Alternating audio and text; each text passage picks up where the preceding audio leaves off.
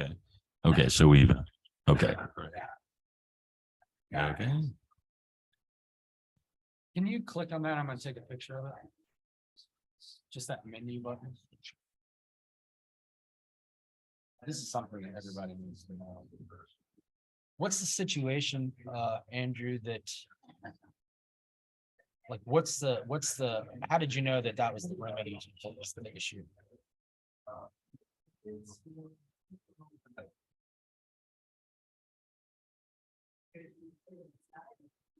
Okey dokey. All right, babe.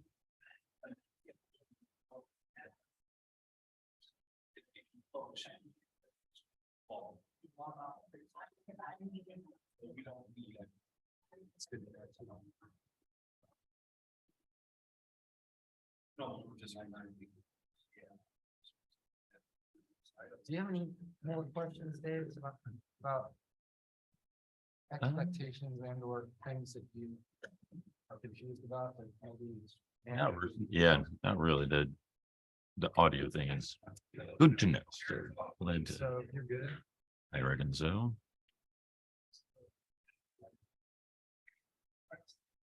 Thanks so much.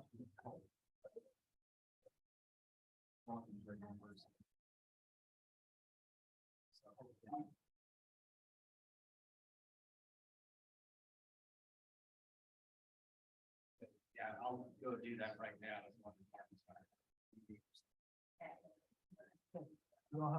Yeah, later, man.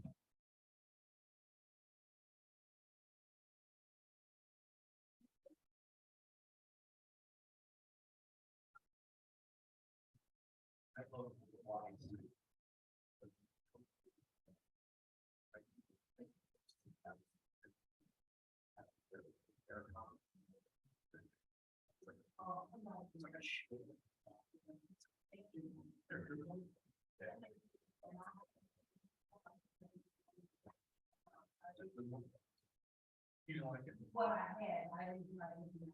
I just get. I don't get it.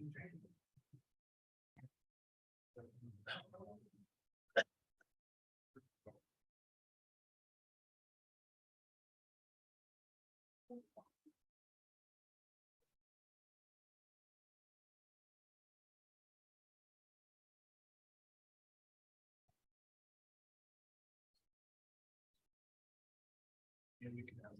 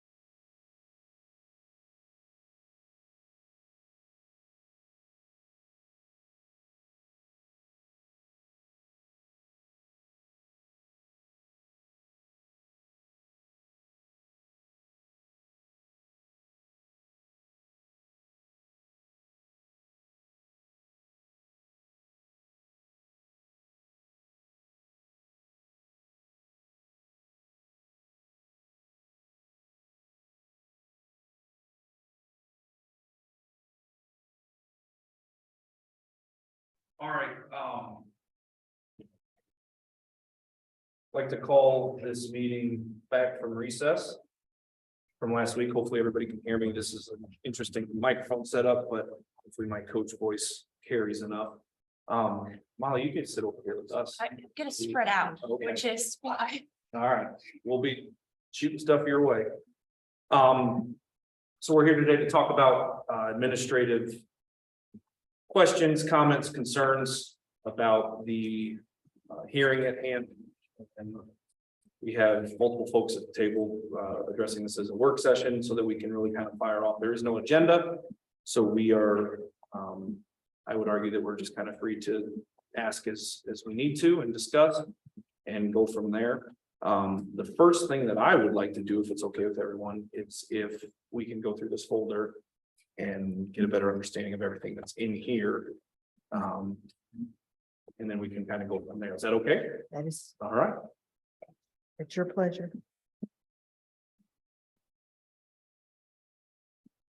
Okay, the first thing is, I don't think David has a copy of this or this, but is David Bender's registration history. And it shows that he registered on 1/20/23. And the reason he is also registered on 1/31/2023 is that's when he filed.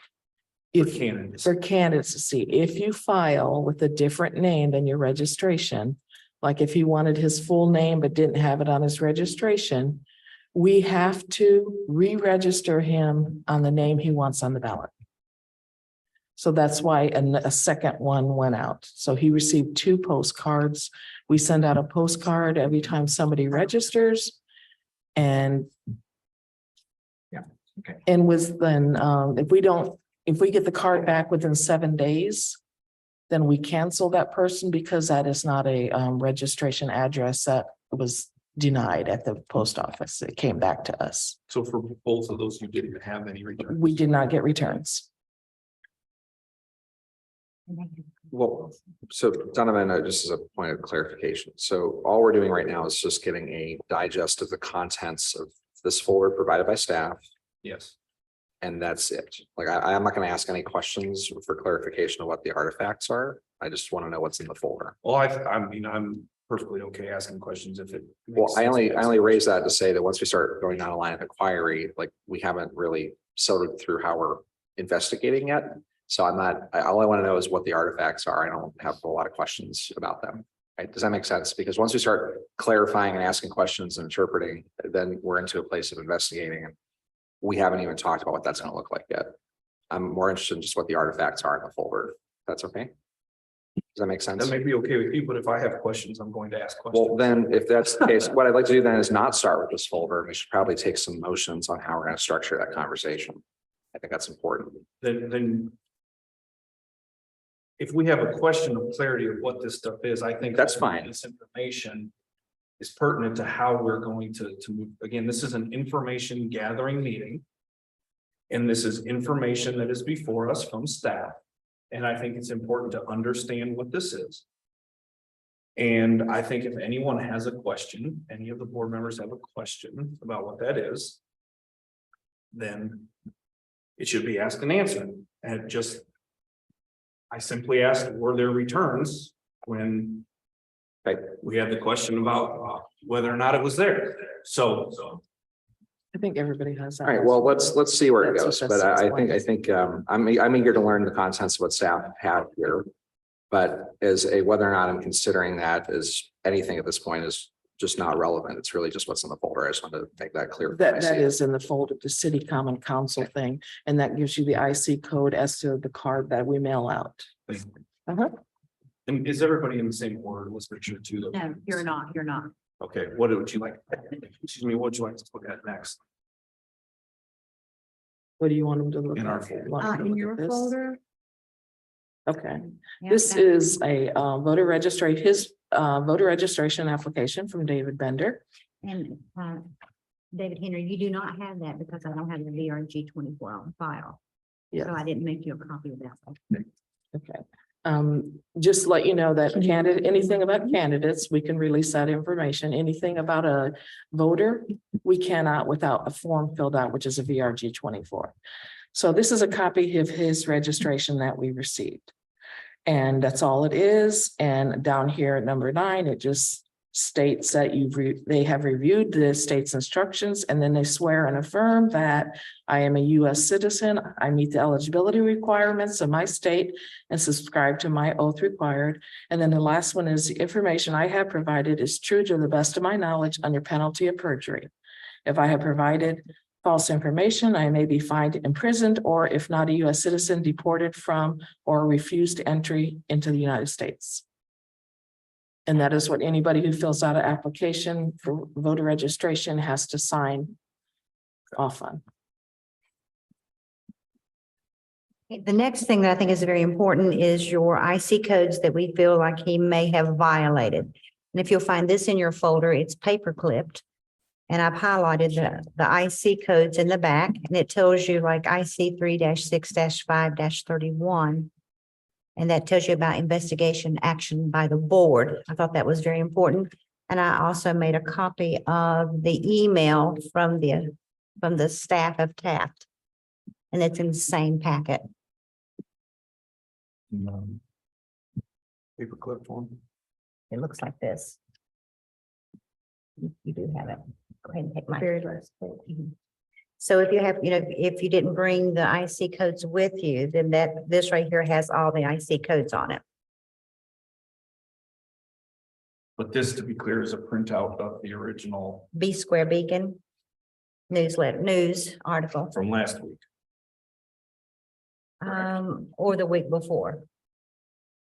I'm not sure Now what there's dates. something on Thursday. Yeah, we just met last Yeah. week. So it's last week. But right there is your IC code. Yes. There, and there. And this is what Tina was referring to, the 3-8-1-1. Candidates must be registered voters.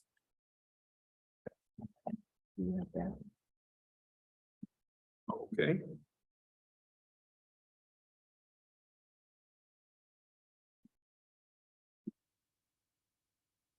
What's next? That's all we have. What about all this? Okay. This is a lot of stuff. Okay, so this is his filing for his candidacy. Anything that you see that looks like this is his filing for his candidacy. This is how they missed the deadline for the withdraw with the complaint. No, it's a challenge. This is where they missed the challenge. As you'll see, that's time stamped. So that's how they missed it. It was February 10th by high noon. This says February the 10th at 1:20. So we couldn't provide any information to these people concerning that challenge because the deadline had been missed. So you went from a challenge to a complaint. Tree, I do have a question about this artifact. So Uh-huh. where on here does it say that this was a challenge? This just looks like an inquiry for the council candidates voter reg. That's how we took it, that they wanted to see where he was registered to see if he lived in the right place. But that's just an information request, isn't it? We took it as a challenge. We still answered it. Yeah, I mean, because it just says inquiry, it doesn't say they're therefore challenging, it just says they're asking for a copy of the voter reg. And this, And and then for of the- everyone, for public record, we're saying the inquiry was from the reporter IDS Mercer Mador on prior, after 2/10/23 at 1:03. I got that. Right, and I- before that nothing in the information, comments says ballot challenge. It just says, I'd like to request a copy of city council candidate David Wolfender's voter reg record. Yeah, the ballot wasn't challenged only by. registration. So it's an information request. That's all this is. Right. Information. And you'll see that the VRG 24 was sent and then the information was sent. No, thanks for the No clarification. problem. This one is just showing that someone in the clerk's office They acknowledged it. Uh-huh. replied. It didn't just sit on the table. So It these was three are acknowledged. kind of together. That is correct. Okay. And this is your CFAs that you'll need when you become a candidate.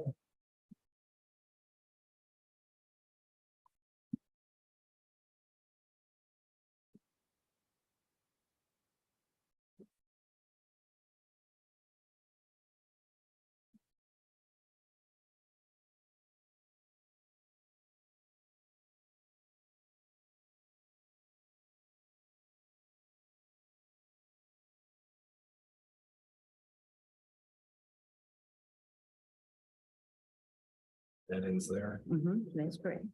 original IDS article. I think we all have. And, excuse me, what's this last one? That's the VRG, his copy of the VRG. Oh, that is your VRG Oh, that's- 24 that gives you the,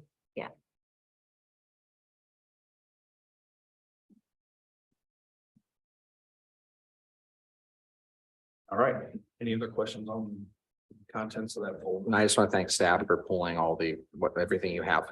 I mean, I appreciate that. So, thank you. Okay, moving on, Molly, if you want to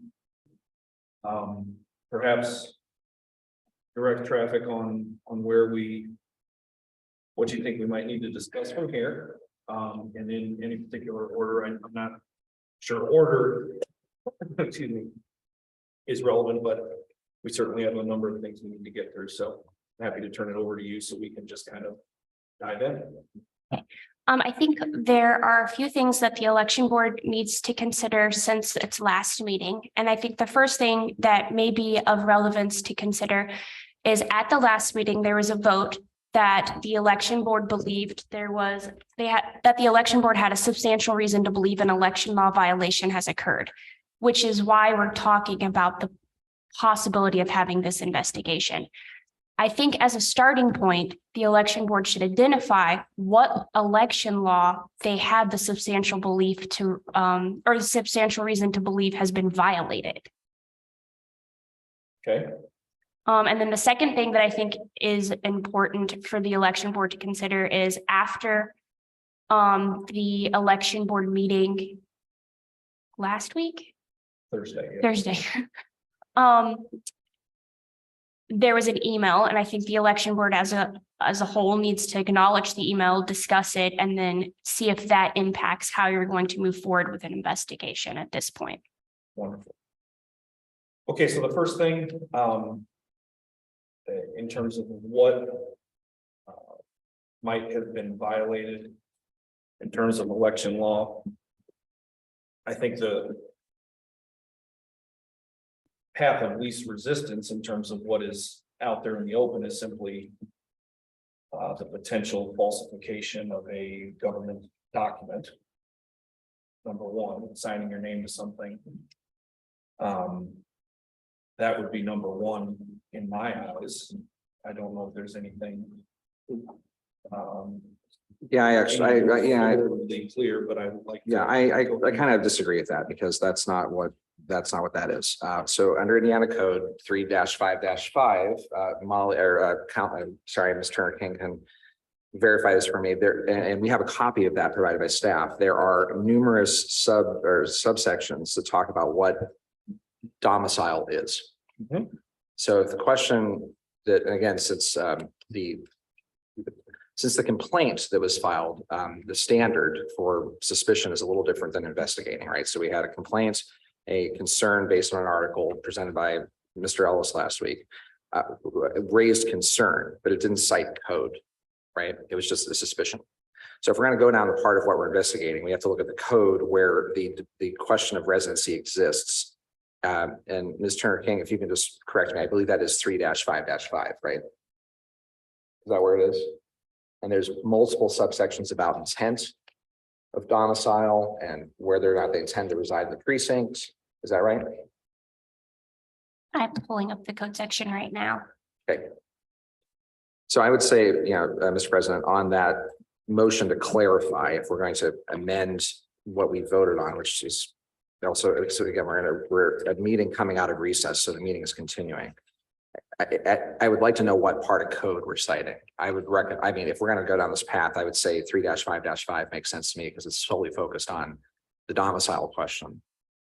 And that's what we'd be adjudicating or evaluating as whether or not the candidate actually violated that section of law. He may have the intent to move there and be satisfactory for being a candidate, but that's the question we're looking at. It has nothing to do with the falsifying of documents, as you say. It has to do with that code piece that we're looking at. I would say that would be in addition to, because if one, then the other. I think it's a pretty simple path, but do you have the code? by the code are you referenced? So Mr. Henry referenced Title 3, Chapter 5, which is it's entitled Standards of Determining Residency. Within that chapter, there are several, there are 18 different sections that discuss residency. 3552 is the code section that talks about the establishment of residency. And I think that's the one Mr. Henry is referencing because it reads a person's residence may be established by 1, origin of birth, 2, intent and conduct taken to implement the intent, or 3, operation of law. So those are that's how you establish residency. The election Article 14 identifies offenses that would be criminal violations of the election law.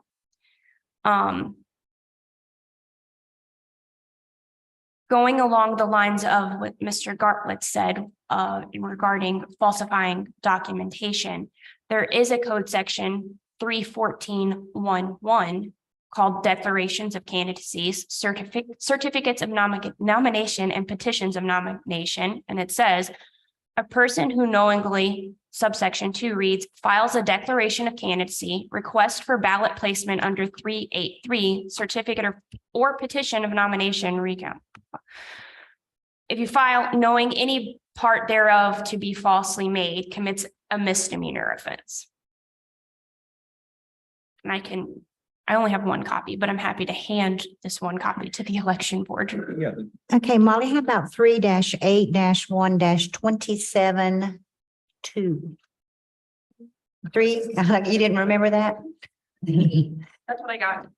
3-8-1-27-2.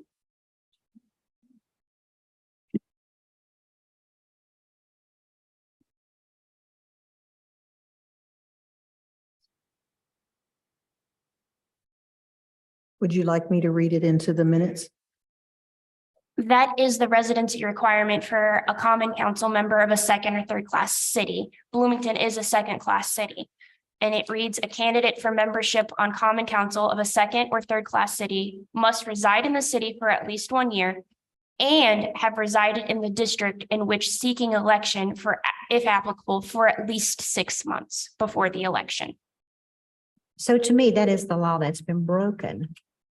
Because if he doesn't live at the address that he says he does, then he wouldn't live in that district. So that one to me would cover all of our bases. yeah, I mean, I think there's multiple potential issues. That's one, the original one that Mr. Henry spoke about, falsification of documents. There are multiple, there are probably at least, we've spoken of at least 3 specific citations already, and I imagine there are potentially more. And I don't know if there's potentially more. I haven't read all of the election code, but built in to the investigatory statute is the procedural due process requirements. And one of the procedural due process requirements is that you give the candidate notice of what violation he has allegedly committed. And so if you're going to get to a hearing stage, you need to be able to tell Mr. Bender, this is what we think you've done wrong. And that's why I think it's important for the election board to identify what you think he's done wrong, so that when you provide him the notice, you will be providing him any document, you'll be providing him a copy of the complaint, any documents relied on to this point, and notice of what he has done, so that he then has the opportunity to be heard and come in and make argument or present evidence towards those violations. So would there be any, is there any other discussion about those specific 3 citations and whether or not those are in question? Yeah, I do have a question. Ms. Turner King, so these are subsections that you've cited. Is there a way to phrase this in a manner that allows us to continue or to clarify the investigation and provide that is the chapter, the title and chapter that we're looking at, or does it, in your view, require specific subs to point to, right? And so, for example, if we say we're clarifying, if we're saying we're clarifying, it's things under 3-5, but we don't have much beyond that because it seems like we're now selecting issues after the presentation of information that we voted on. Could we just say we're investigating under 3-5? Is that sufficient? Pretty broad. My concern with just saying 3-55 is in looking at 3-55, that chapter alone has 20 or 35 subsections. So I don't know that it would be substantial notice to say, candidate, we think you violated something in 3-55. Please present evidence to whatever one of these, and I'm sorry, I looked at the wrong section. There's 18. Please present evidence to whatever one of these 18 you think we violated. I think for substantial notice, you have to tell him what you think the problem is. So, Mr. Henry, 3-55 is, the title of that section is residency? It is standards for determining residency. Is that correct? Correct. It's Yeah. chapter 5, standards for determining residency. So if I understand you correctly, you just want to be sure that what we're saying is we are looking into this, an alleged violation for the standards for determining residency. Yeah, Clerk Brown, I think we're on our path there. I think my concern is from our last meeting that we voted to investigate and that motion is defective because it wasn't specific. And so it means that we have to do some specificity here if we're going to continue down a path, right? So this is, I think, in that pathway. I suppose one way to phrase that would be, does does the candidate meet the standard of domicile for a primary election under IC 3-5-5 standards for determining residency? Because what we have a suspicion that election law has been violated, but we haven't specified. We have some discussion about it in press and some investigative journalism and a complaint that was filed. We took action on that and said, well, that seems to be the only pathway. We have to ask questions to get answers. And what we, in my view, would need is to amend that motion we took to investigate by, as Ms. Turner King is saying, providing that clarity. And I'm zeroing in on is 3-5-5 sufficient, because there's so many subsections in there where the intent needs to be surfaced. Could we to look at and investigate that? Does that make sense? First of all, Well, you're not saying, Yeah. suggesting that we have to meet all 18. no, but he may meet intent under law to be a candidate, but we would need to evaluate those 18 subsections. I mean, if it was just I think we had a discussion last time. If it was just, is he actually physically at the location under the subsections, that might not matter for intent and the purposes under being a candidate. That would have to be surfaced in an investigation. So clarity matters here. So it's a little long in the tooth, but does that resonate? Does that make sense? Oh, it resonates. I think that makes perfect sense. I think it's something that we need to flush out.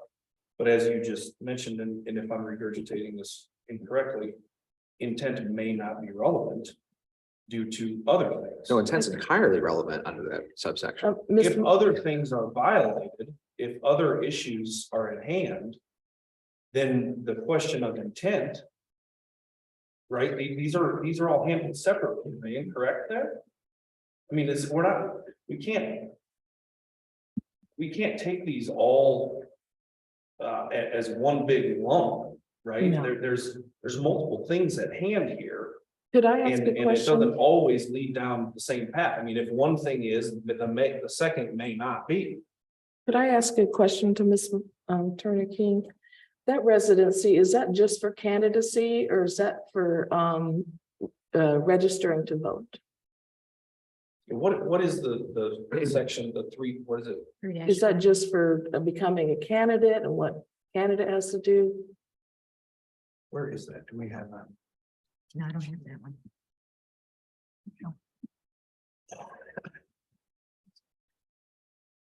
But if I understand Mr. Henry and you, we have other things that we have been made available for us to look at. They just may not fall under 3-5. Right. That's Is what I'm that saying. right? If perhaps one standard is not met, that does not mean that others cannot. Is that fair? Am I saying that correctly? I mean, So for we don't have to clarity, prove 57 different things. We don't need to prove anything. The point of it is the investigatory process to allow the candidate who we suspect has violated election law to make that case under that subsection. There are options under that subsection to prove residency. It's not as clear cut as, does that person have their head in that bed at that location under that code, as I understand it. And the intent process is the reason why it's enumerated in law is to establish residency with the intent to vote, move to that precinct to vote. That's what's in that subsection. So by being not clear on that means that we are narrowing from this body what constitutes domicile to run up for office. This is a very complicated question. It's not cut and dry. And that's why I'm sorry to hammer this, but this is why we need specificity in what we're investigating. I don't think that we Yeah. should eliminate that as part. I'm not suggesting that we eliminate that section from our investigation by any means. What I'm saying is that it is separate and unequal to other issues at hand, is my point. It is, we are not here to determine if every word of election law was violated. We are here to determine right now in this administrative to clarify what we determined was a violation of election law. It's not one big thing. It could be multiple things. It could be multiple sections. It could be one word in one section. I mean, that's how code works. As I understand our vote last week, and with all due respect, all we did was verify under IC-3-6-5-31 that a substantial reason to believe an election law violation has occurred, and we will expeditiously make an investigation. That's it. The clarity is that's where it ends, right? So all we have procedurally before us is we voted that we have a suspicion. And now we have to add some clarity to that to even initiate proceed as a procedural due process. Okay, so if we're zeroing in on that, I think the question then becomes, of the 18 subsections under the these standard for determining residency, which do you feel was violated that would allow the candidates to come in and speak to that? I'm saying because of the options available, we have to identify all of them. I mean, you have to come speak on those. Because just because he may not meet a standard of residency that a person complained about, we have to look at all the potentials for residency and say, just because John Q. Public thinks the person isn't residing there, the law actually says something very different. And this is a very serious question. What's the code again, please, Mr. Henry? I'm not the attorney here, Mr. Attorney. No, one more I'm just time. saying the number. Yeah, it's we are zeroing in on 3-5-5, which is the standard for determining residency. And if that seems to be what we're trying to investigate. Is that and for clarity, there's 3 5s, right? 3-5-5-5. I keep doing that. 3-5-5. does that say to voter or to candidate or to both? Because that's a big difference. Yeah, because it all started because of his registration. He registered that he lived there and he got his mail at another address, But which the is different. complaint before the election board is not on voter registration. The complaint is that a candidate has declared candidacy based on an address where the complainant has reason to believe that the candidate does not live. So I think voter registration is a separate issue, and I don't know that that's a complaint before the election board today. I guess my question is, if he did a voter registration, changed it so that he could say he was in that is part of it, because if he false, I don't know if he did, I'm just saying, if he did, that's the start of this whole thing. The start of this whole thing. If he did that with his voter registration, he wouldn't be able to file as a candidate then. If he falls, if something was wrong with that, his voter registration, and he filed, it all starts with that voter registration. Because you have to vote, you have to file a voter registration. And you have to say on there that this is where I, this is where I live. And if he started with that, that's the whole ball's going, because he wouldn't have been able to file a candidacy then. I still think I still need clarity on that section. Does it speak to the voter or to the candidate or to both? Or do we not?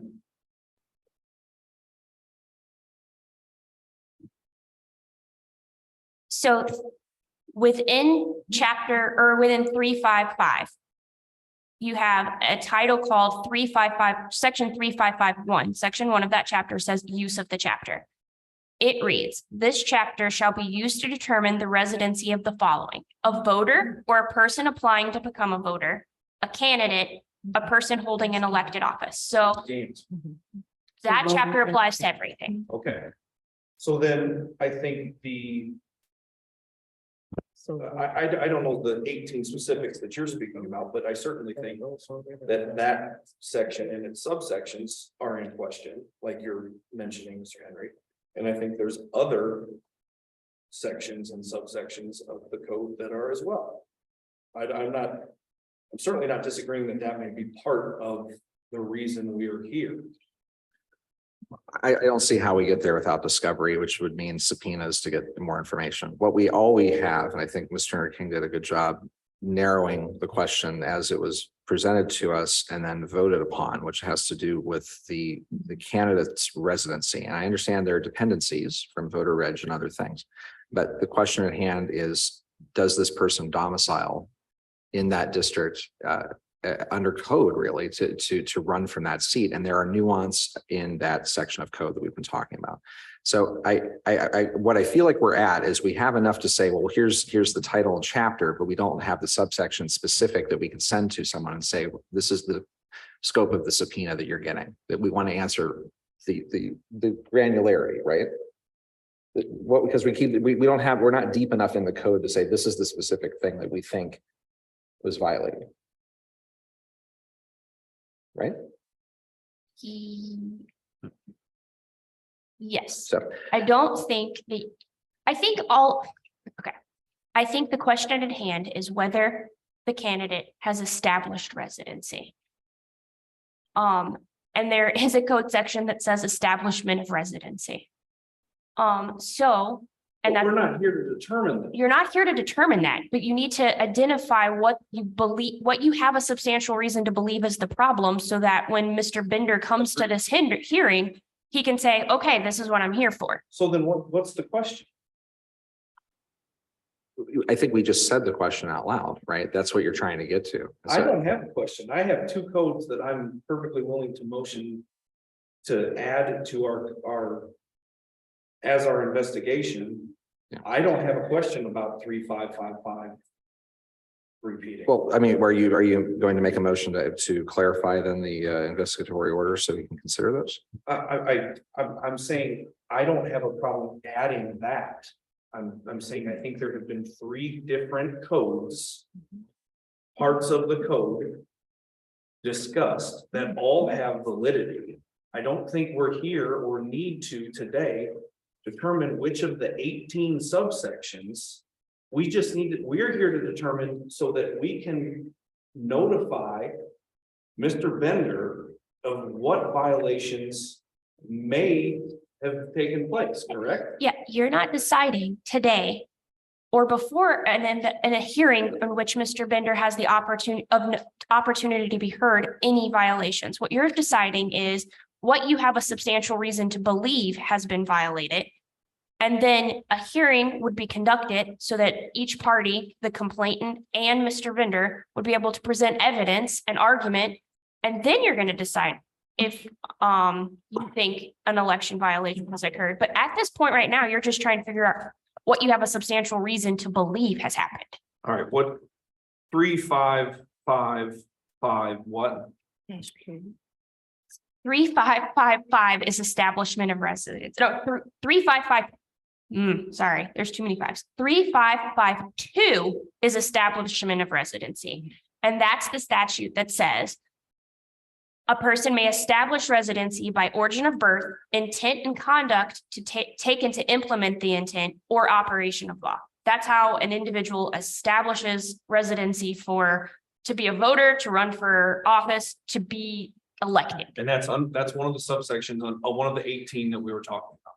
Yes, that's Okay. one of the subsections within chapter 355.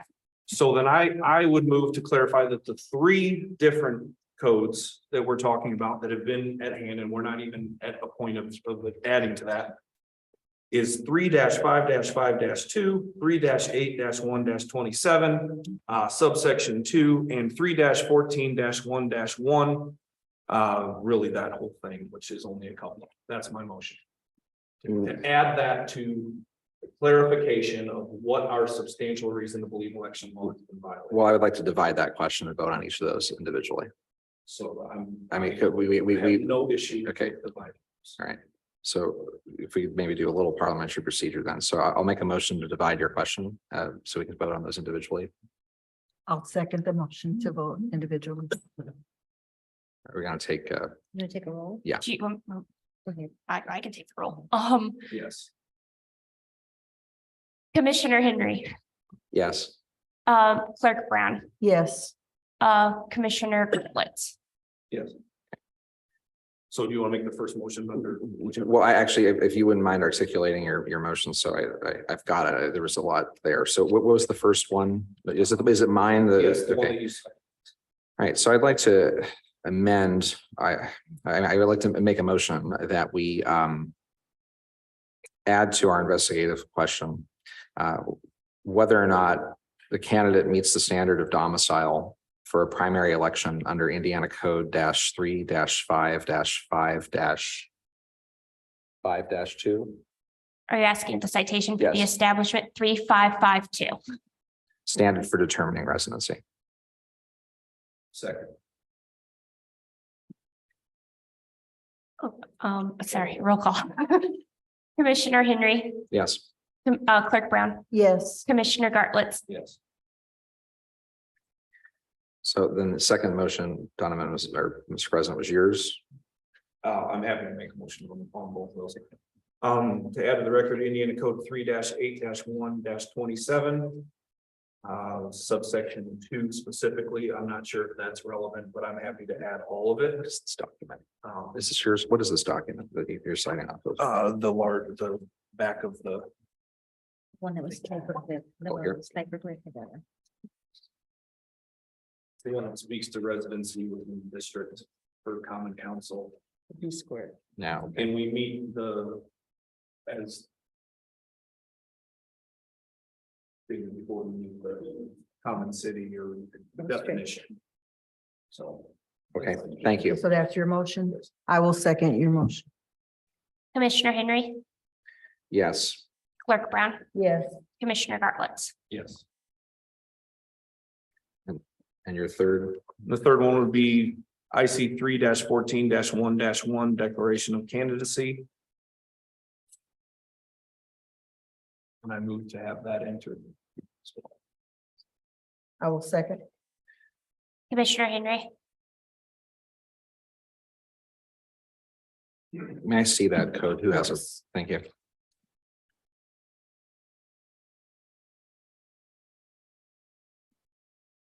Yes. Thank you. Clerk Brown, Yes, Commissioner Gartlitz. Yes. Are there any others that we have a question about? I think that meets a standard of specificity we can work with. Ms. Turner King, would you agree with that, or do you think this requires a little more work? If those three election laws are the three that the election board has a substantial reason to believe, I think providing notice of those three statutes is substantial notice or due notice. Question on that. In the hearing stage. Is there anything that bars us from looking into other potential violations or codes at that time, or do we need to specify everything that and be limited to what we have just specified. My concern with adding additional violations during the hearing is that I don't know Mr. Bender would have due notice of violations added during the hearing. There, because there are other things that certainly are in question if candidacy is in question. As you mentioned, the voter reg was not specifically Reference. complained about, not challenged, but if the candidacy is questioned and there is a complaint, do we not also need to be looking into the voter registration? What would be your counsel on that? That is a topic that I would have to research a little further. I've been trying to call the Indiana Election Division and I've left them a couple messages. I just haven't heard back from them yet. So for purposes of covering arrears, should we add that specific part to potential hearing? No, I disagree with this. Yes. Yeah, I'm asking. a yeah, question. yeah, fair. Should we add that as something that can be covered if needed, but not necessarily mandated that we go into? I guess my response to that is looking at 36531. If the election board has a substantial reason to believe that has been violated, then I think you can add it. This goes back to does the board have that substantial reason to believe that there's a violation? So if we have a substantial reason to believe that candidacy was, the law on candidacy was violated because of an address, then there's no reason to not come to the same conclusion for voter reg. Is that, am I jumping through a hoop too quickly here, or it seems like that's common sense to me? No, my view is the scope of the complaint was tailored or narrowed. We just narrowed it with some amendment to say what we're looking at. I do think this is expansive. So at this point, we have a complaint based on a newsletter article that we voted on to investigate. We have clarified off that complaint about the candidacy itself, what code we're going to look at and inform Mr. Bender of to present on. If through discovery, once we start investigating and we subpoena these documents, which right now are just pieces of paper in front of me, they are not been brought into an investigation or sworn in or read in. We discovered those things later. That would be in the course of investigation. I wouldn't want to widen scope based and interpret the complaint any farther than what has been presented already at this point, right? If I we, would argue that it has been. I do not agree, because where's the complainant on the voter reg? That was not filed by Mr. Ellis nor the paper. That was just surfaced in conversation at this table. That's not a formal complaint, and it's not a separate item to consider at this point. I don't disagree that that's a valid opinion. But I would argue my opinion is valid as well. It's fair. I think they are one and the same. You can't have one without the other.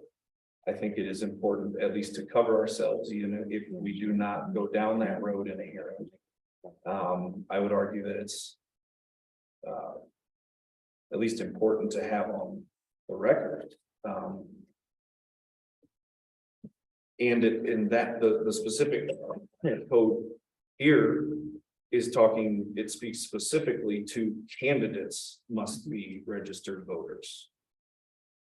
Again, that complaint was not filed anywhere, Donovan. I mean, But we're just doing we're covering our behinds here. We're 3-8-1-1 says candidates must be registered voters, not sometimes, but always. And then it goes back to the other one, 3-8-1-27, where you have to live, sure, where you're registered. but where, The two are married, Tree, with all due respect, where's the complaint on that? but they're married to each other. But the complaint was about the residency of the candidate. It's not about the voter registration. There was two separate questions.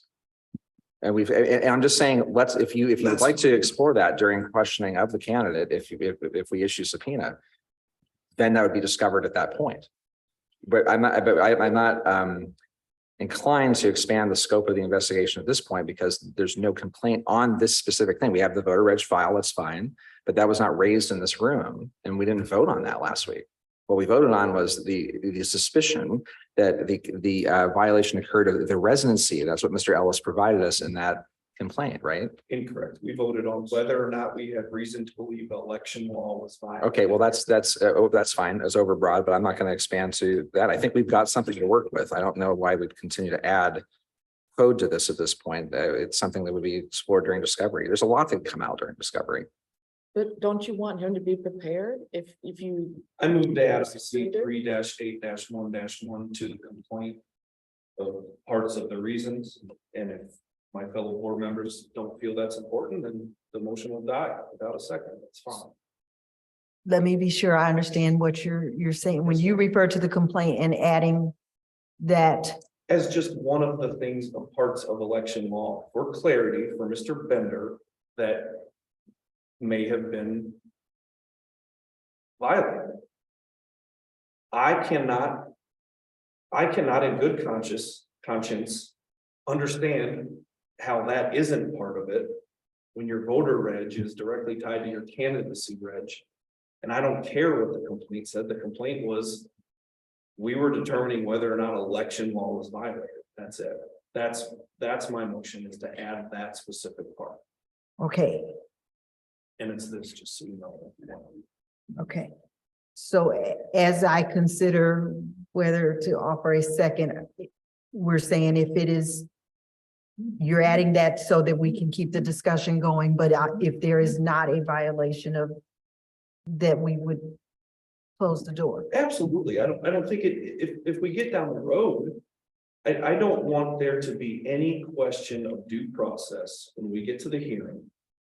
If this comes up, that we haven't notified Mr. Bender of this specific citation, I don't want there to be any issues. I think it is well within the scope of what we're investigating, as broad as it may be. Violation of election law, which is, as you know, 250,000 pages. Okay, but I think without adding that, we would be doing ourselves a disservice if we get to a hearing and it comes up and then we, because of some matter of law or due process, cannot discuss it. That's where I'm at. And what I understand from you is if during the hearing, we discover additional violations, you are not closing the door No. to 100%. adding those to the table. That's right, Clerk Brown. I mean, I will only just reemphasize that the voter registration question was only raised by staff an hour ago at this table, where we had the presentation of that document of the change of residency. That is not true. It is true No, at this it isn't. table. We said last week that we were going to see if any election laws had been broken. And this is one of those. Are we picking and choosing? Because I didn't know. I'm not picking and choosing. We did not discuss Mr. Bender's actual voter registration We asked for file. violation fines. But we didn't talk about that last week. If that was what was discovered between now and last week, that's fine. My point is that wasn't a complaint made. The complaint was made off the IDS article about the residency of the candidate if he was in the district. That's it. But to be a candidate, you must be registered. I understand the logic model. I'm just saying that the complaint was not about the voter registration. It was about whether or not he lives at the domicile that he is claiming residency at. That's it, about his candidacy. It wasn't about whether or not he was a voter that was moved from that location. It was about his candidacy. I understand they're related. What I'm saying is we have enough to start an investigation. If things come out in the investigation that are discoverable, or that would expand or contract scope, that's it. But I'm concerned about the addition of additional things here that were not raised in Mr. Ellis's statement to the board that we voted on. That's my interpretation of it. Mr. Ellis's statement was regurgitation of a news article, so I don't know that anything that was brought up there. And nor did he cite code. Correct, and we didn't cite code last week either. That's why we're here. And so I think that's my motion on the table, and I would just ask if there's a second or not, and if there's not, it'll die. We'll go on. I will second for the vote. Commissioner Gartland, Yes. Clerk Brown, Yes. Commissioner Henry, No, motion passes 2-1. Yes. I don't normally call roll, sorry. Passes, that's fine. Okay, so I think we've kind of exhausted the specific parts of code that we want to look into. I think the next question that we were kind of tasked with today was acknowledging and recognizing a message that we received. And I think I would defer Ms. to the council on how we might want to bring that forth. I'm sorry that those of you listening, that I'm kind of beating around the bush there. I don't want to say anything out of order, so I'd like to defer to council. After the last election board meeting, and the correspondence was forwarded to the election board on the candidate's behalf. The correspondence asked for the election board to acknowledge and respond to the email correspondence. However, the election board couldn't do so until we had a public meeting because of the open door law. So what I can do, I think you all have a copy of the email, but I'm happy to read the email into the record once I find the email. I'm okay. I have a Yes. copy of it if you want me to read it into the record. That would be much faster than me trying to find it. Dear Monroe County Election Board, David has decided to withdraw his candidacy for Bloomington Common Council District 6. David wanted to run to help his community, but since the Republican Party signaled it would pursue a challenge to David's candidacy, that distraction would take away from the good David aimed to do. He needs to focus on his studies and will find other ways to help the city. Please confirm David's withdrawal in writing on behalf of the Monroe County Election Board and confirm that the board will not take any action on this issue moving forward. Any communication on this matter should be directed to me or my partner Tracy Betts, who is copied here. Thank you, Manny Persig. Must apologize if I'm mispronouncing Persig from the Taft Jaffe Law Firm. So I read it. Okay, thank you. Any question about how that was read into the record? Nope, I agree. So with that, I'm happy to, well, I'll just make a motion to acknowledge the letter. And I guess we can have a discussion after if needed. I will second your motion, motion to acknowledge the correspondence. So on the motion to acknowledge the correspondence from Mr. Herseg, Commissioner Henry, Yes. Clerk Brown, Yes, Commissioner Gartletz, Yes. motion passes. So procedurally is for the chair, we're now having a discussion on the document. Yeah, we probably should have done that before the roll was called, but I'm happy to have a discussion about it. I don't know what there is really that needs to be discussed, but I'm happy to entertain. Well, I think it needs consideration from the board. I mean, had we received correspondence from Mr. Bender's attorney prior to our vote last week, and even prior to the deadline of February 10 for the withdrawal from the ballot, I wonder if we would be even having this conversation at all. I mean, so as I understand the code, because of where we are in our election calendar, there's no legal way for Mr. Bender to actually remove his name from the ballot in the primary. The ballots are printed, they're on their way. We are in that motion. If he were to pass away in this sequence, he'd still be a candidate at that point. However, it's not his word here. What we have is a legal counsel's representation to this board that he intends to withdraw. And so if he does that on May 3rd, Wednesday, after the election, and that would be, I believe, Ms. Turner King, 3-8-7-17 after the primary, that we have intent here to stand down and not be a candidate in this election in November. I think we have to take that into consideration. If there was a mistake that he made and was unable to withdraw on time and is now speaking and communicating through an attorney, I want to take that on good faith. I think there's an opportunity here to just acknowledge a young person running for office and maybe they do the paperwork right. I mean, I'm a professor myself, students turn in things strangely, so I can appreciate that. But I want to give this a little more consideration than just acknowledgement. And I think a reasonable person would say he is trying to rectify, again, through an attorney, but he's trying to rectify a process here and do what's right, at least from my read of this. But I'm curious what the other board members think about that.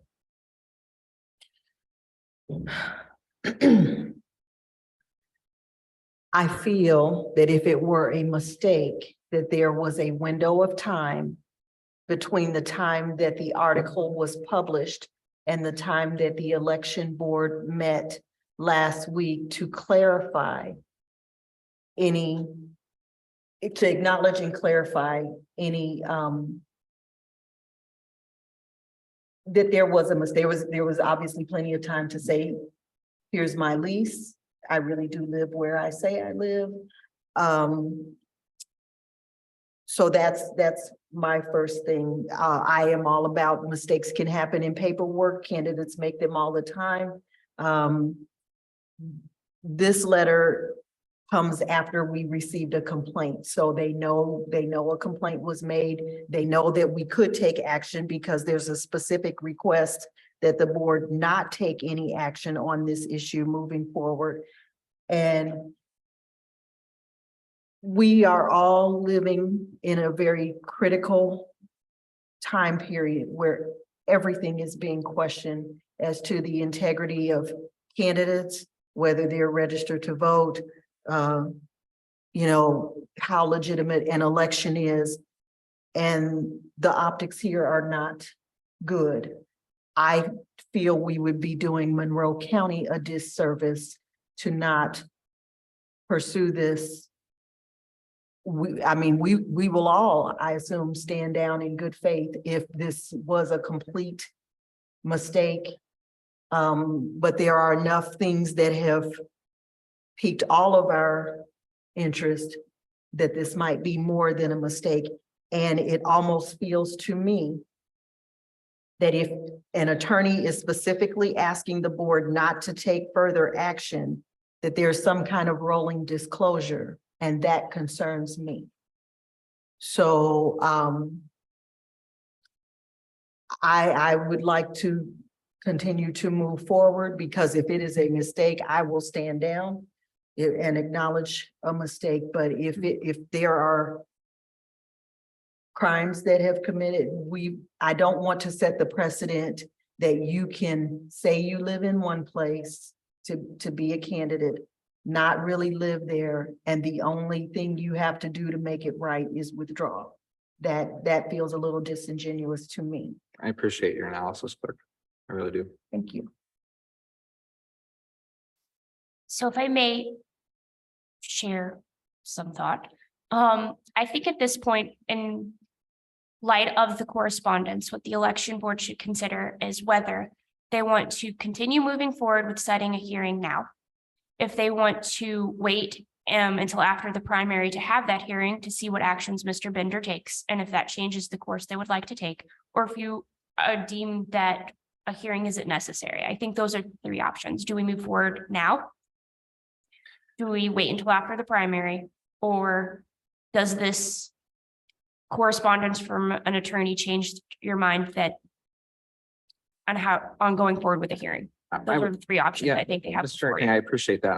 And while it may be ancillary to our consideration, I don't think it's we should look past some mechanical things here. We have an election that we are trying to administer. There are over 20 candidates that we know have not been complained about that are filing and filed and running. Clerk Brown, you've had some turnover in your office recently. I have. Who is the current, I don't think it's been publicly surfaced, but the acting election supervisor for this cycle is? The election supervisor position has not been filled. Okay, so we have Ms. Martin is currently our acting election supervisor. And you've had another turnover as well in the office, is that right? Or someone's given notice? Someone has given notice. So you're down 2 personnel while we're trying to do an election right now. That is correct. All right, and so my concern and reflecting what Mr. King suggests is that, we have a time constraint well, we have for the election itself and a demand on staff and us too, to investigate or to certify machines and to do the observation and all that. That we have instituted in a investigation, but I think acknowledge this is going to take some time. There was this third option that you presented there about perhaps suspending till after the primary. Would the board consider that? It's not saying we're not investigating, it's saying that we would wait until the first meeting, May 5th, to pick this back up as an investigatory activity. And I would remind the board that regardless of the outcome of this investigation, if you decided today that you were going to take appropriate action or refer this matter to the prosecutor, it doesn't take Mr. Bender's name off the ballot. It will not change how the primary ballot looks or what happens. So I just wanted to remind you that before you just consider for discussion, Mr. Henry's question. I am aware that his name does not come off of the ballot and that it will be on there on election day, early voting in election day. I see your perspective. As far as delaying a hearing, I'm willing to discuss that, the merits or deficits of delaying a hearing. Well, I think first I'd like just to echo everything that Clerk Brown said. I think we are at a incredibly important time in elections and what the public views as integrity of elections. And number one, I think there's a lot of fluff in that letter. Let's just say that. There's no, if a mistake was made, there's no admission of a mistake. It's an incredibly accusatory letter. If the candidate believes a mistake was made, which I don't believe the candidate believes a mistake was made. Otherwise, I mean, if I make a mistake, I don't contact an attorney. If I'm going to admit a mistake.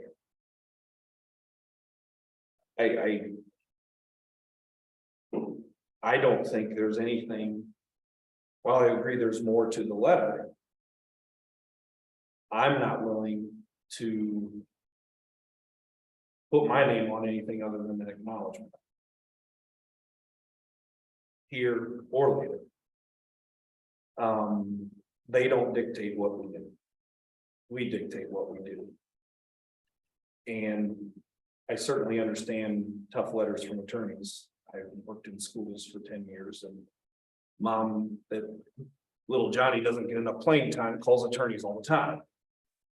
That doesn't change little Johnny's playing time. And I think that our acknowledgement is more than enough. I don't think we need to go beyond that. And while I'm certainly not opposed to discussing the three options that are at hand, potentially on how to move forward, I can tell you that I'm not sure what the purpose of waiting until after the primary would be. That's my question. Okay. Thank you for your question. May I ask two things, because it is the case that my chief deputy has been the primary driver of everything going forward as I look for an election supervisor. I would like to ask you directly, as we go forward and our leads are coming on and our early and absentee workers are going on, are we going to have the kind of manpower that we can also look at this? Or I understand your question, Okay. and the answer is, I'm maxed out right now, guys. I truly am. There also is a law of a code that is 3-6-5-31. It says if you decide to do something, you got to do it quickly. expeditiously. So if y'all decide you're going to do this, what is your understanding of that word? After the primary, is that expeditiously? I think that, I mean, words have meaning. So to try to feel that, I feel like, given the circumstances, that's still expeditiously in my view.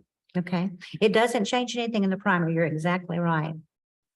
And I guess I would add one factor for the election board to consider in this. So the election board has the power to subpoena individuals to this hearing, if you have this hearing. The subpoenas for issued by an election board for a complaint on a municipal election is not served by the sheriff. It's served by the chief of law enforcement. So BPD would be serving your subpoenas, okay?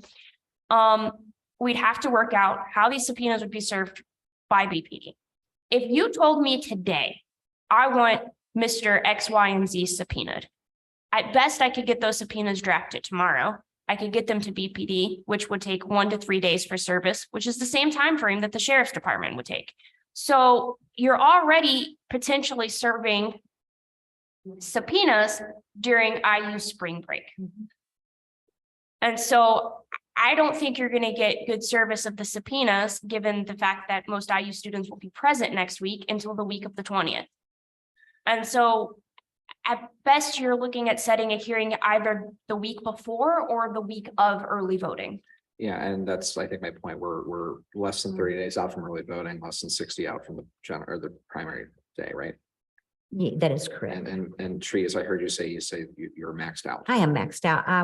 I'm not telling you what to do as far as this goes, but I would like a buy on this till after the election. I mean, you can start it again, May 6th. I wouldn't mind. What about May 5th?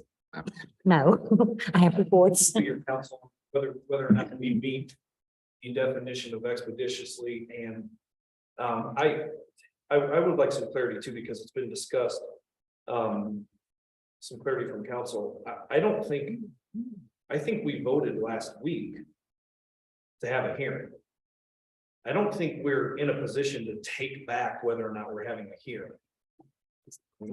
I'm not offering that. I'm saying that it's a suspense. It's a. No. I then perhaps I misunderstood some words. I thought that. What I heard a couple different times was that whether or not we were even going to move forward with the hearing, perhaps that was from council.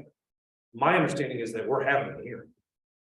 It's what that decision may be at here. It clarified the motion last week. I'm not looking at the minutes, but the motion was on 36531, which is if there is a substantial reason to believe an election law violation has occurred, the election board shall expeditiously make an investigation. And so it's a shall. The code does not define expeditiously. So typically, if a word is not defined in the statute, it goes to the general meaning of expeditiously. I mean, I don't Quickly as think anything possible. moves quickly in investigations anyway. I don't think it should be forced to move quickly. I'm not opposed. My question was broad in the sense of what does it change if we wait? I think it's important to consider the fact that the election office might be tapped out. I think it's important to consider that in addition to being tapped out, they're shorthanded. What I don't want to do is violate the definition of expeditiously.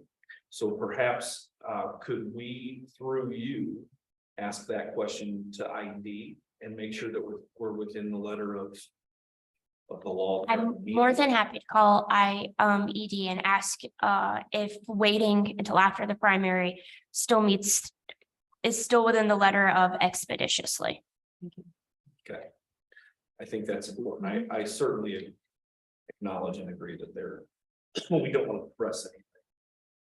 For many different reasons. So to tidy this as a matter of procedure, otherwise it looks like we're looking at another recess, would the board entertain a motion to suspend this new business being the investigation until why originally was going to suggest the May meeting of the board.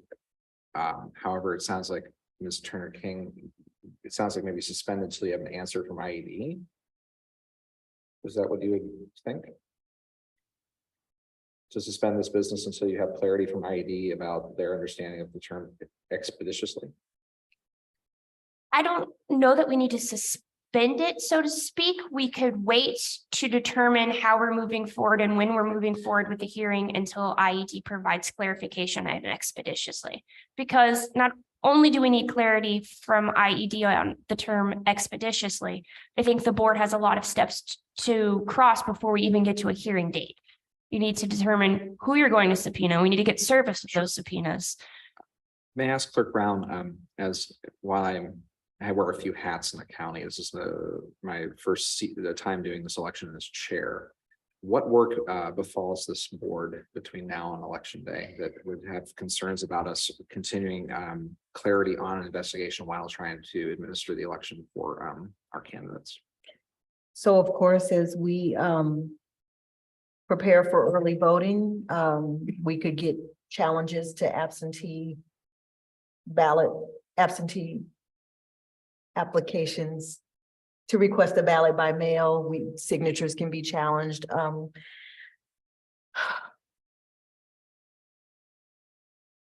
I mean, there are just a number of things that could come up. They tend to come up 11th hour. So some work. Some work. Traditionally, in the last incarnations of election board, the closer it gets to early voting, the more we start meeting weekly. We don't reset, or I'm sorry, we recess instead of, what do we do?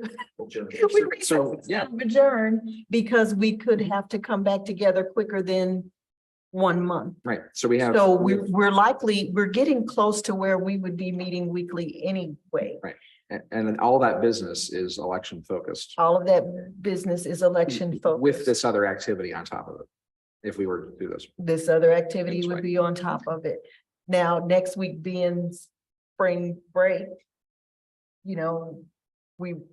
it's usually a little slower during spring break. So if we wanted to solidify more things before the students came back, I'm open to recess. I'm sorry, what do we do? Recess in lieu of adjournment. Well, I mean, it sounds like that's where we're heading, in my view. May I ask, staff, Tree, Tina, as you are approaching election day and early voting, what are the demands on your time and what your needs are from this board? From you specifically, truthfully, what Nicole said is correct. Unless I have challenges, I don't need you. Now, election day is a different story. And it's your turn to buy the 40 and call. Yeah. Yes. Understood. And the night before election, we get together too, before everybody calls in. But I'll also say this is a smaller election. It This is. the smallest of all of the elections that we oversee. So if we had to juggle and walk at the same time, this would be the election that we would do that. From my view, it sounds like we're at a point where until we have a clarification from IED, this business seems like it's going to sit for a moment. Mr. President, I think that recessing until we get an answer makes sense. I just don't know what date certain that would be, given that apparently there's some conflict with spring break next week for some folks. I am not going anywhere, but I understand that others may be. Well, there are more questions that we need answered today. The question that we're talking about is when to set a hearing date and what expeditiously means. We still have the question of who we may want to subpoena, what documents we may want to subpoena Which I don't know if we need to get into at this point. If we are contemplating a suspense or in lieu of what we just discussed, staffing issues, the other demands, that if we're really not going to be at this in earnest, I think we have a little time. I still think it should be discussed. You would like to discuss who gets subpoenaed today? That's why we're here. I think that's part of why we're here. And I think that is continuing down the route of investigation. The hearing is going to be set. We don't know when. That's the question at hand. I have no problem or reservation about recessing until we have that answer to call for a hearing. I don't have any issue with that, but why would we step away from this when it's all fresh on our minds and we are here to discuss the matter at hand. I mean, that's what we're here for. I view this question of expeditious as a stopper in a way until we understand how much time we really have to do and work through. In terms of subpoenas, I think that there are several to consider and that may require more time to work through who. And with all due respect, would include you as well, given that you've conducted an investigation on your own accord of the residents. And so if we're thinking about who gets subpoenaed, I think we have to spend some time with that to figure that out. And you're welcome to go down that road. It's fair. I think for 1 second I think as well. That's fair, and that's fair. It's not a threat. It's just the fact that I think Well, it that, seems well, like- I thunder, I know, but under, I believe Ms. Brown And I provides. actually take exception. to you That's fair. bringing- Well, no, but let's just be clear. Ms. Turner King had mentioned in her document to us, I believe, question of procedural due process. And so, I mean, if we're going to go down and discuss the subpoena questions today, there is a question of procedural due process. That, would you like to clarify that at this point? It seems like we're kind of moving to that discussion rather than a And suspensive I meeting. was so. about to comment on this. Yeah. So there are 3 elements of procedural due process. The first one being due notice, which I think you've covered. You've identified what issues lay at hand for Mr. Bender. The second component of due process is the opportunity to be heard, which will happen when a hearing is set. And the third component of due process is that any decision about a violation will be made by a neutral decision maker. So it may be advisable for board members who conducted their own investigation, who spoke directly to the candidate, who have information outside of what has been presented at a public meeting, to consider appointing a proxy for future hearings on this matter or the hearing. And I did speak specifically to the election division on that, and it was their recommendation that proxies may be needed, or at least it's a consideration point. Proxy may be needed for the hearing or proxy may be needed for these meetings.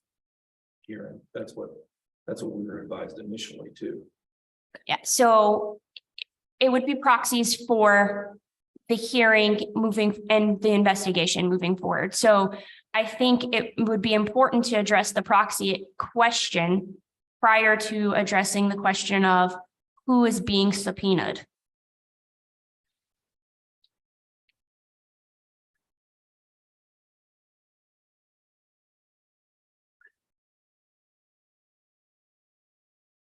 Again, I think the value of a suspense until the May meeting of the board on the investigatory piece makes sense, obviously, in that light. And seeing as we seem to have other considerations about workforce and input from IED about the phrase expeditiously, in my view, some space on that may make sense as we determine that consideration as well. That's my view. So in the interest of full disclosure, although I'm happy to have a proxy, the Spring Clerks Conference for the Southern District is at the beginning of the week. Yeah. I know I have at least 1, if not 2 meetings in Indianapolis next week. So Thursday would be the only day that I could return from recess unless I need to appoint a proxy for the IED's response. Clerk Brown, you were saying that was next Thursday? Yes, Thursdays work for me between now and election, Like 3/16. as far as guaranteeing that. So who would have to have a proxy? Yeah, what is your suggestion? All the words that you just used were very suggestive. They were not demands. I am interested to see how I would argue that neither of us would not be considered a neutral party. I don't have any issue with anything that took place, especially on my behalf. So I'd like some clarity around that very suggestive language rather than demanding language. So are you asking for clarity on what the case law says a neutral decision maker is? Like what part? You mentioned that it was your suggestion and you mentioned that it was IED's suggestion that a proxy may be needed. Those are very suggestive words. I want to know whether or not that is a demand that would somehow taint or violate or do anything to hurt this board. Because as I sit right here, right now, I can tell you I will not be appointed proxy unless I'm told otherwise. And I can clarify with IED, in regards to their recommendation, on the need for a proxy. But I want to know why. I don't want Okay. just a recommendation. Okay. Of yes or no. I want to know the why, because I need to make a personal informed decision. Because as I sit here, I'm very neutral.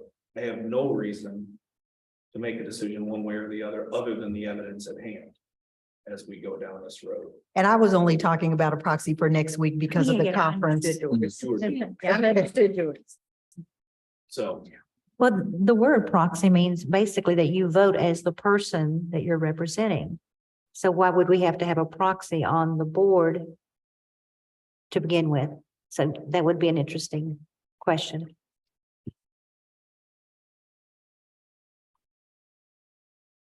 so. I don't know that. Is it your suggestion that we wait then to hear from IED? I think at this point, we should wait from to get so that I can obtain clarity on the proxy question and the expeditiously definition question.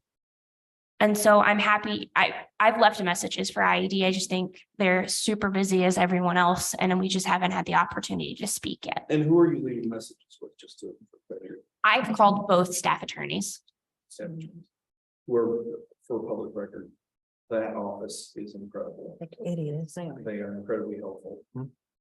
I think they're wonderful, in many different ways. So thank you for that. I was just curious if you were leaving it for one person, 5 people, 6 people. So I've only spoken to Matt. I'm not even going to try to Coach Yvonne. pronounce his last name. Coach Yvonne. But I've tried to call both of them. I'm trying to text Matt Kochivar right now just to see if he could take, even if we could recess for 10 minutes and have him call Ms. Turner King to see if he can explain expeditiously. Would you be okay with that? I think that would be. I'm happy to run downstairs to my office and try to call him right now.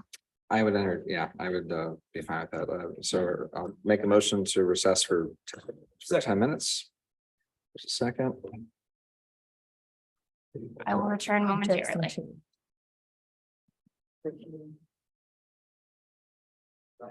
Is she calling roll? Oh, she ran off. Did we actually? Tree, can you call roll so we can actually go to recess?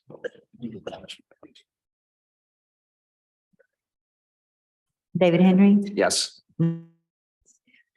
Scarlett, we're in recess. Straight down the hall.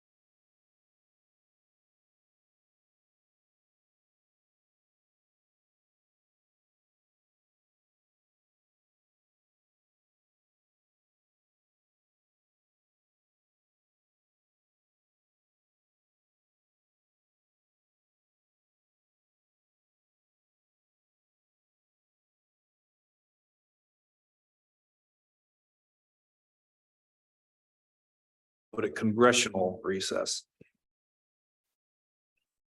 So while we were, the election board was in recess, I did have the opportunity to call staff attorney Matt Kochivar. Thank you.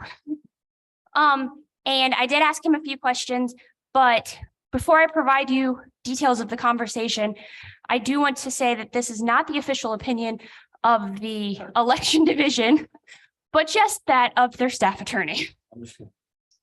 So first we discussed, what does the term expeditious mean? And Mr. I'm going to say, Kochivar. thank you, Matt, was of the same opinion that I was, that there's no case law defining expeditious. And until a court defines what that means or issues an opinion, it is up to the election board to define it. So if you think waiting until after the primary is expeditious, then that can be the case. What I would suggest that is, if there are reasons that you'd like to wait until after the primary to have the investigation, such as the ones that have already been discussed, considering the staffing and the issues of subpoenas and such, I would state those into the record so that if, sorry, I ran upstairs. Because although it is up to the election board to define that term, it could still be challenged in court by anyone who has standing. So if there's a clear record as to why you took the actions you took, that is the best option.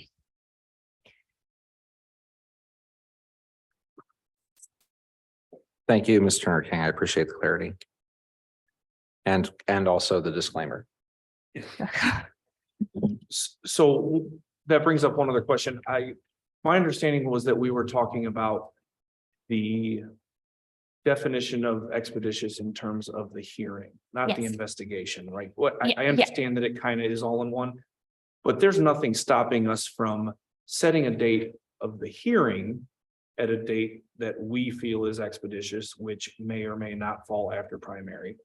But in that duration, still conducting the investigation per se, in terms of whatever documents we may want to see or talk to people or I have think, additional meetings. I think the investigation is the hearing, Okay, so that you're setting a hearing date to have evidence presented to you, argument presented to you by both the complainant and the challenger. okay, So I don't think this is a case, when the statute says investigation, I don't think it means that you are doing things up before the hearing. I think your evidence, your arguments, everything is coming in at that hearing. There are steps that you have to do to get to that hearing, though. understood. Can you outline what those are? So I think the first question would be for each member of the election board to consider if they need a proxy. And I will elaborate further on that after I do the list. So first, do you need a proxy? 2, when are you going to have a hearing date? 3, what documents and or individuals would you want subpoenaed to that hearing? I think that gets us to the actual hearing date. At the hearing, you could adopt rules of procedure if you'd like as a board. I would caution adopting any rules of procedure that would in any way prohibit or restrict the individual's opportunity to be heard. So, you know, every courtroom has a rules of procedure in the sense that if we're talking a criminal case, the prosecution presents their case first, and then they call their witnesses, the other side gets an opportunity to cross-examine, and then after the state rest defense presents their case.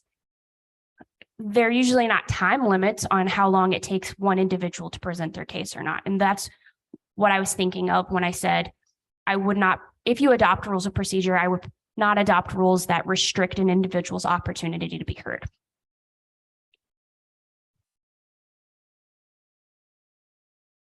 And so now I can revisit the proxy question. In speaking to Matt, there is nothing in the election code that requires an election board member to get a proxy. There's the option, of course, and it outlines the procedure for a proxy. I do think that the code section 36531 contains the components of procedural due process. It specifically notes due notice and the opportunity to be heard. The third component of procedural due process is a neutral decision maker. So I think it is an individual election board member decision to be made, whether you think you're a neutral decision maker. And if for some reason the decision of the election board is challenged, whatever that decision may be, whether the decision is made by a neutral decision maker could come into play. So is there a demand or something that specifically says you have to get a proxy? No, but there is the procedural due process that requires violations to be made by a neutral decision maker. Thank you for that. Follow-up question to that.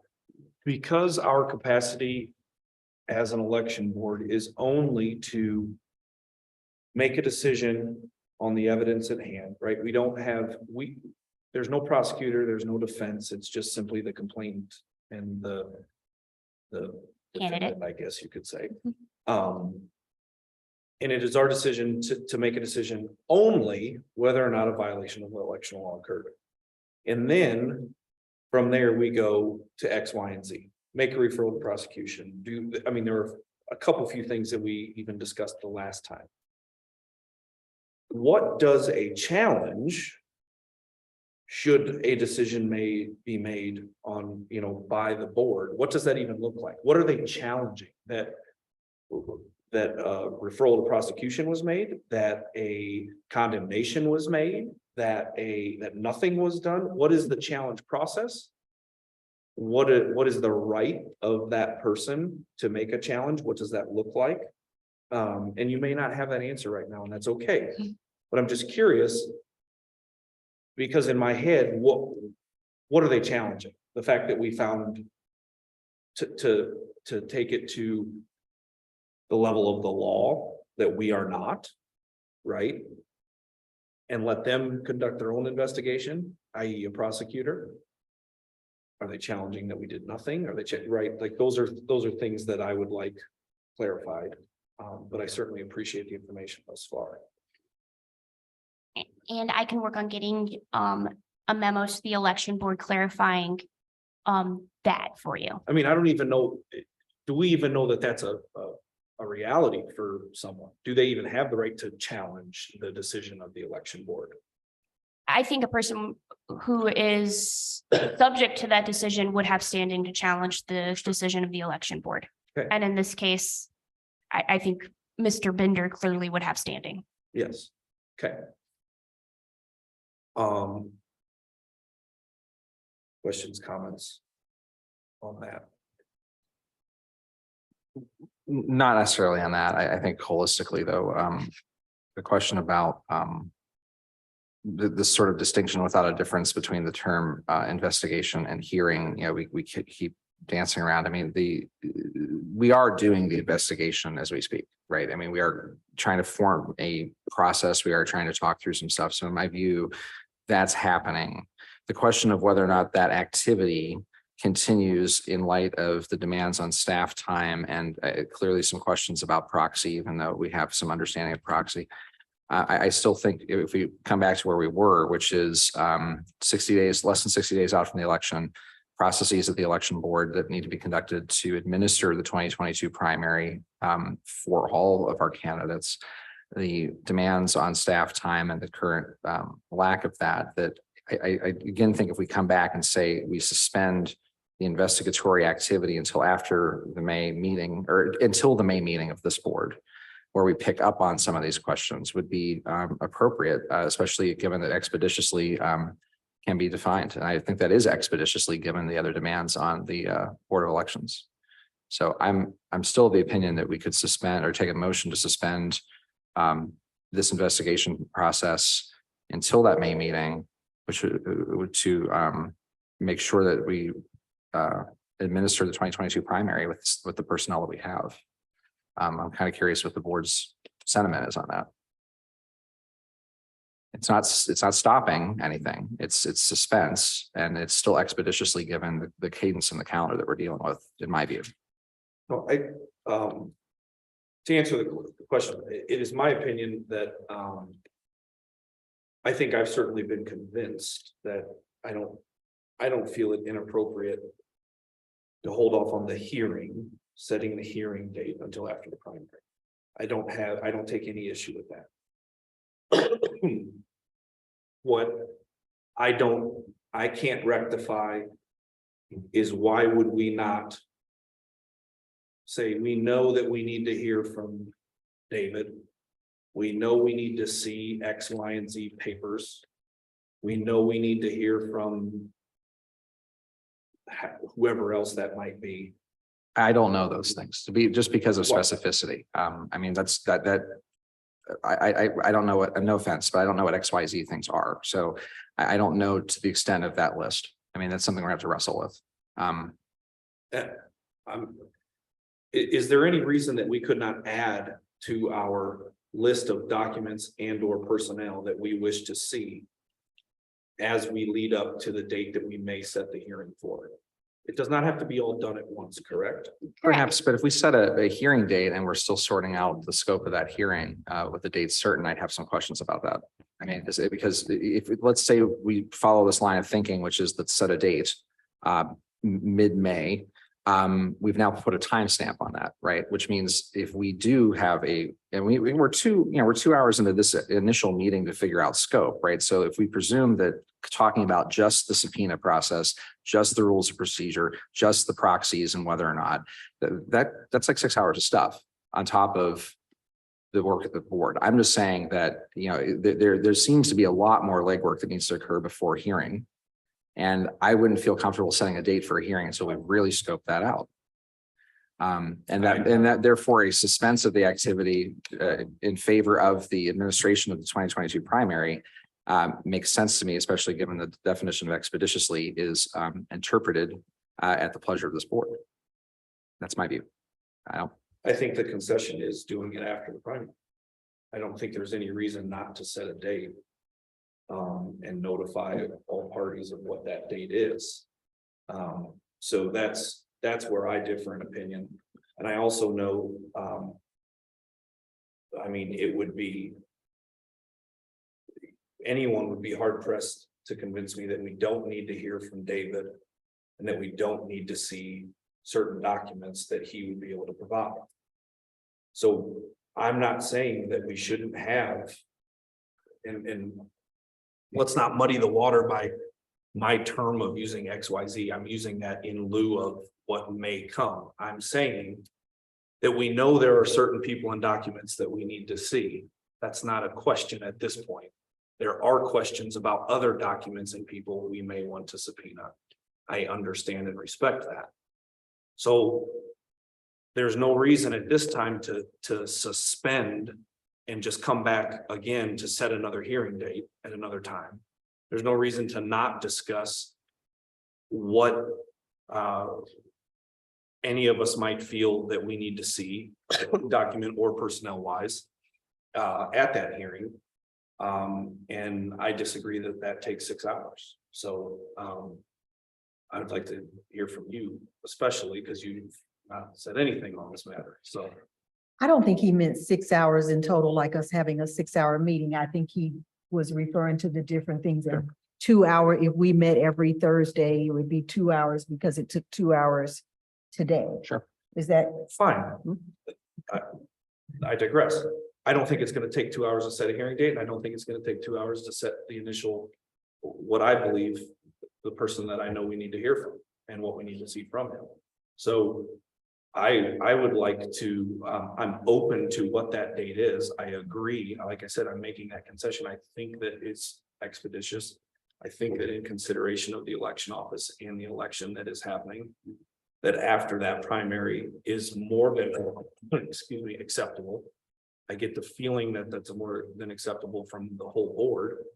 I don't see any reason to not set that date. Can we compromise in that I've pulled my calendar up and just looking at where we are prior to the election. It sounded like the first thing that we needed to find out was who we wanted to subpoena. Am I right? Well, that was. According to council, it's, do we need a proxy? What is the hearing date? And what documents and individuals do we need to subpoena for hearing? That's great. Three separate things. Three separate things. Right, and so could we, I'm sorry, so just on that matter alone, if I were to propose that we would need to subpoena your emails and communication with the landlord. And you're gonna make a vote on that today, wouldn't we have to have a discussion about the proxy nature of that vote? You can subpoena whatever you want. But I'm I'm just saying- not going to appoint a proxy. But Donovan, I'm just saying, like, it has to get into the public record for consideration. And so the reason why it's gonna take a while to sort through this is just that scenario that I painted is not something that's an up or down vote today, in my opinion. You had presented part of the complaint at the last meeting, an email exchange between you and the landlord. It contained a portion of a lease. That communication by your admission last week was not on your own individual right as a citizen, which is respectable, but nonetheless means that we would be voting on something that you did, and whether or not that stands the test of what Ms. Turner King pointed out about being a proxy that or not about or discussing or making decisions under a due process. And so I think that, so when I say it could take a while to talk this out, that's what I'm saying. Like, we've already spent 5 more minutes on it. And I just feel like getting the bones of this down is really important before we execute a meeting date. I'm not even sure how that material that you presented last week gets into a public record so the media can even look at it, which is not available on any website for them to look at and scrutinize, right? There's a lot of questions here, is my point. I don't have a question about my need for a proxy. Okay, but I have questions about the vote on that material if we're going to subpoena stuff that was in your own email. And I think that's what. I don't and think love you need to what's- subpoena anything in my I email. don't- You can subpoena the landlord and the tenants but and the I lease think- and all that. I understand. I You're don't. welcome to subpoena my email and I'm welcome to provide it without a So subpoena. my point is, I don't want to crosstalk for, the Zoom meeting and the others, but Mr. King, like, that's the way I interpreted or heard your comment about the issue of procedural due process when it comes to making decisions about material. Is that right? I mean, yeah, I mean, like you mentioned procedural due process and the challenge of making decisions about materials that you may or may not, well, be privy to in different roles. Isn't that coming some of the concern? So procedural due process requires the neutral decision maker. And I can't tell Mr. Gartlitz, you're not a neutral decision maker. And I can't tell you, you're not a neutral decision maker. And I can't, make that decision for Ms. Brown either, or Clerk Brown, sorry. So that's an individual decision you're going to have to make. Now, as far as subpoenaing documents and individuals, I don't know from the case law if there has to be a consensus of the election board. So if you say, and by that I mean, if you say, I would like to motion to subpoena Mr. Gartlett's email and there has to be a vote on it, and then the board has to subpoena it, or if as an individual member of the election board, you can tell me, I'd like for you to prepare a subpoena for Mr. Gartlett's So we need emails. clarification on whether. Yeah, I don't know To be unanimous. if there has to be a vote on what's subpoenaed and who is subpoenaed, or individual clerk. So we're back to, we can't really get there today. Is there a question on whether or not, if it is unanimous, that it moves forward?